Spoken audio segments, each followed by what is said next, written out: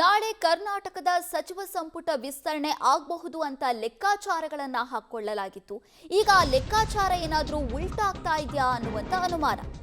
ಯಾಕಂದ್ರೆ ನಾಳೆಯೂ ಕೂಡ ಖಾತ್ರಿ ಇಲ್ಲವ ಸಂಪುಟ ವಿಸ್ತರಣೆ ಅನ್ನುವ ಪ್ರಶ್ನೆ ಈಗ ಹುಟ್ಕೊಂಡಿದೆ. ಹೆಜ್ಜೆ ಹೆಜ್ಜೆಗೂ ಕೂಡ ಹೈಕಮಾಂಡ್ ರೋಚಕ ಟ್ವಿಸ್ಟ್ ಅನ್ನ ಕೊಡ್ತಾ ಇದೆ ಕರ್ನಾಟಕದ ಮಟ್ಟಿಗೆ. ಇನ್ನು ಮುಖ್ಯಮಂತ್ರಿ ಕೈ ಸೇರಿಲ್ಲ ಫೈನಲ್ ಲಿಸ್ಟ್. ಯಾರೆಲ್ಲ ಸಚಿವ ಸಂಪುಟದಲ್ಲಿ ಇರ್ತಾರೆ ಅನ್ನುವ ಲಿಸ್ಟ್ ಇನ್ನೂ ಕೂಡ ಕರ್ನಾಟಕದ ಮುಖ್ಯಮಂತ್ರಿ ಡಿಕೆ ಶಿವಕುಮಾರ್ ಕೈಗೆ ಸಿಕ್ಕಿಲ್ಲ. ಹಾಗಾಗಿ ದೆಹಲಿ ನಾಯಕರ ನಡೆಗೆ ಸಿಎಂ ಡಿಕೆಶಿ ಸುಸ್ತು ಹೊಡೆದಿದ್ದಾರಂತೆ. ಕ್ಲಾರಿಟಿ ಇನ್ನೂ ಕೂಡ ಸಿಗ್ತಾ ಇಲ್ಲ. ಹಾಗಾಗಿ ಗೊಂದಲದಲ್ಲೇ ಮುಖ್ಯಮಂತ್ರಿ ಡಿಕೆ ಶಿವಕುಮಾರ್ ಇರೋ ಹಾಗೆ ಕಾಣಿಸ್ತಾ ಇದೆ. ಯಾಕೆ ಇವ್ರು ಗೊಂದಲದಲ್ಲಿ ಇದ್ದಾರೆ ಅನ್ನೋದನ್ನ ನಿಮಗೆ ನೆಕ್ಸ್ಟ್ ಹೇಳ್ತಾ ಹೋಗ್ತೀವಿ ನಾವು. ಈಗ 20 ಸಚಿವ ಸ್ಥಾನ ಭರ್ತಿ ಆಗಬೇಕು. ಬಟ್ ಆ ಸಚಿವ ಸ್ಥಾನದ ಪಟ್ಟಿ ಇನ್ನೂ ಕೂಡ ಅಂತಿಮ ಆಗಿದ್ಯಾ ಇಲ್ವಾ, ಆ ಪಟ್ಟಿ ಈಗ ರಾಜ್ಯದ ನಾಯಕರ ಕೈಗೆ ಸಿಕ್ಕಿದ್ಯಾ ಇಲ್ವಾ ಅನ್ನುವಂಥ ಪ್ರಶ್ನೆ. ಇನ್ನು ಮುಖ್ಯಮಂತ್ರಿ ಡಿಕೆ ಶಿವಕುಮಾರ್ ಅವರಿಗೆ ಆ ಪಟ್ಟಿಯ ಅಂದ್ರೆ ಆ ಲೀಸ್ಟ್ ಇದೆಯಲ್ವಾ, ಅದಿನ್ನೂ ಕೂಡ ಕೈ ಸೇರಿಲ್ಲ ಅನ್ನೋದು ಕನ್ಫರ್ಮ್ ಆಗ್ತಾ ಇದೆ. ಹಾಗಾಗಿ ನಾಳೆ ಸಚಿವ ಸಂಪುಟ ವಿಸ್ತರಣೆ ಆಗುತ್ತಾ ಇಲ್ವಾ? ಈಗ ನಾಳೆ ಲೋಕಭವನದಲ್ಲಿ ಸಚಿವ ಸಂಪುಟ ವಿಸ್ತರಣೆಗೆ ಸಂಬಂಧಪಟ್ಟಂತೆ ಎಲ್ಲ ಸಿದ್ಧತೆಯನ್ನ ಮಾಡ್ಕೊಳ್ಳೋದಕ್ಕೆ ಸಿಎಂ ಡಿಕೆ ಶಿವಕುಮಾರ್ ಹೇಳಿದ್ರು. ಬಟ್ ಫೈನಲ್ ಲಿಸ್ಟ್ ಸಿಗ್ಬೇಕಲ್ವಾ? ಫೈನಲ್ ಲಿಸ್ಟ್ ಸಿಗದೆ ಯಾರನ್ನಂತ ಸಚಿವರನ್ನಾಗಿ ನೇಮಕ ಮಾಡಲಾಗುತ್ತೆ? ಸೊ ಆ ಫೈನಲ್ ಲಿಸ್ಟೇ ಸಿಗ್ತಾ ಇಲ್ಲ. ಹೈಕಮಾಂಡ್ ಯಾಕೆ ಈ ರೀತಿಯಾಗಿ ಆಟ ಆಡಿಸ್ತಾ ಇದೆ ರಾಜ್ಯದ ನಾಯಕರನ್ನ ಗೊತ್ತಾಗ್ತಾ ಇಲ್ಲ.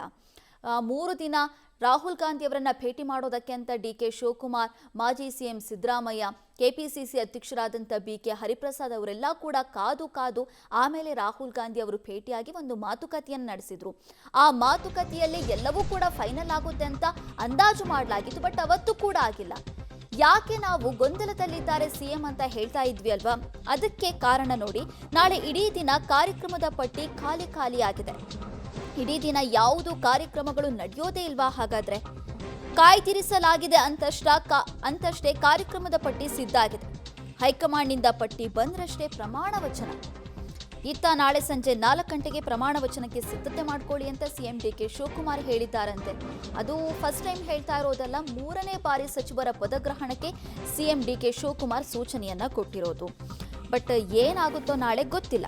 ಯಾಕಂದ್ರೆ ಇನ್ನೂ ಕೂಡ ಸಿಎಂ ಡಿಕೆ ಶಿವಕುಮಾರ್ ಅವರ ಕೈಗೆ ಆ 20 ಸಚಿವರ ಪಟ್ಟಿಯ ಹೆಸರು ಸಿಕ್ಕಿಲ್ಲ. ಹಾಗಾಗಿ ನಾಳೆ ಪ್ರಮಾಣ ವಚನ ಕಾರ್ಯಕ್ರಮ ನಡೆಯುತ್ತಾ ಇಲ್ವಾ? ನಾಳೆ ಇಡೀ ದಿನ ಕಾರ್ಯಕ್ರಮ ಎಲ್ಲವೂ ಕೂಡ ಖಾಲಿಯಾಗಿದೆ. ಯಾವ ಕಾರ್ಯಕ್ರಮವನ್ನ ಕೂಡ ಅಲ್ಲಿ ಪಟ್ಟಿ ಮಾಡಲಾಗಿಲ್ಲ. ಎಲ್ಲ ಕಾಯ್ದಿರಿಸಲಾಗಿದೆ ಅಂತಷ್ಟಾನೇ ಪಟ್ಟಿಯಲ್ಲಿ ಇದೆ. ಸೊ ಹೈಕಮಾಂಡ್ನಿಂದ ಪಟ್ಟಿ ಬಂದ್ರಷ್ಟೇ ನಾಳೆ ಪ್ರಮಾಣ ವಚನ ನಡೆಯುತ್ತೆ. ನಾಳೆ ಸಂಜೆ 4 ಗಂಟೆಗೆ ಪ್ರಮಾಣ ವಚನಕ್ಕೆ ಏನೆಲ್ಲ ಸಿದ್ಧತೆಗಳು ಬೇಕೋ ಅದನ್ನು ರಾಜ್ಯ ಸರ್ಕಾರ ಮಾಡಿಕೊಂಡಿದೆ. ಇನ್ನು ಆ ಪಟ್ಟಿ ಬರೋದೊಂದೇ ಬಾಕಿ. ಆ ಪಟ್ಟಿ ಯಾವಾಗ ರಾಜ್ಯ ನಾಯಕರ ಕೈ ಸೇರುತ್ತೆ ಅನ್ನೋದೇ ಸದ್ಯಕ್ಕಿರುವಂಥ ಕುತೂಹಲ. ಈಗ ರಾಹುಲ್ ಗಾಂಧಿ ಅವರು ಹೇಳಿದ್ರು, ನಾವೊಂದು 2-3 ದಿನದಲ್ಲಿ ಅದನ್ನ ಫೈನಲ್ ಮಾಡಿಬಿಟ್ಟು ಕೆ.ಸಿ. ವೇಣುಗೋಪಾಲ್ ಅವರ ಹತ್ರ ಕಳಿಸ್ತೀವಿ, ಅದಾದ ಬಳಿಕ ಪ್ರಮಾಣ ವಚನ ಕಾರ್ಯಕ್ರಮ ನಡೆಯಲಿ ಅಂತ. But KC. ವೇಣುಗೋಪಾಲ್ ಅವರು ಕೂಡ ರಾಜ್ಯಕ್ಕೆ ಬಂದಿಲ್ಲ. ಆ ಪಟ್ಟಿ ಕೂಡ ಇನ್ನು ರಾಜ್ಯದ ನಾಯಕರ ಕೈ ಸೇರಿಲ್ಲ.